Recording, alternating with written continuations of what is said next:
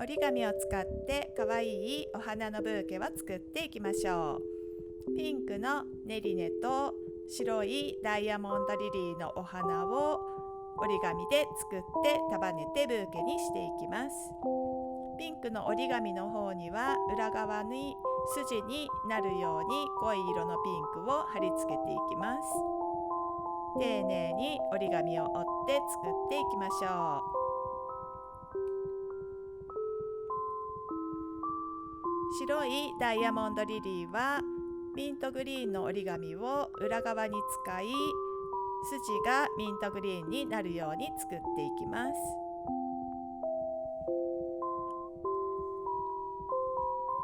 お花を一つずつ折っていきましょう。こちらの動画は動画レッスン折り紙ブーケキットのダイジェスト版になっています。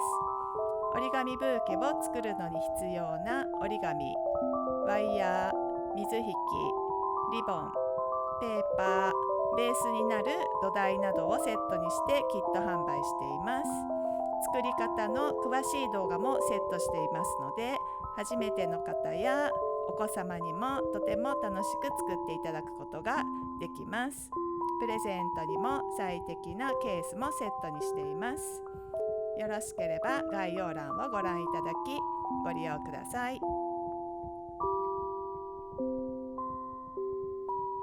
ネリネのお花にカールをつけてお花の立体感を出しています。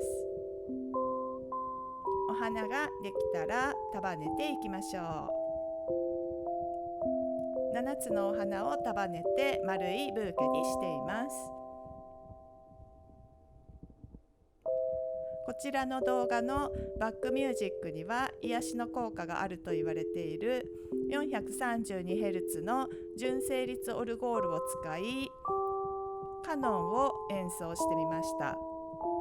手回しオルゴールで演奏したカノンのミュージックです。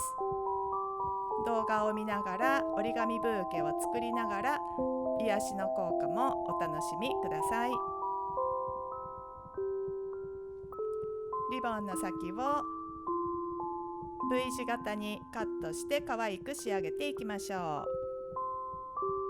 こちらを V 字型にこのようにカットするだけで可愛さがとても増しますので、これはおすすめです。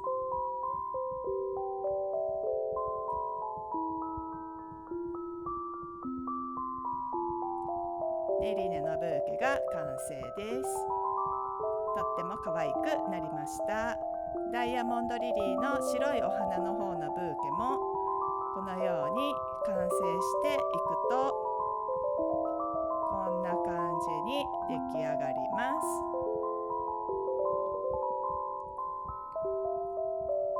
可愛いブーケ完成です。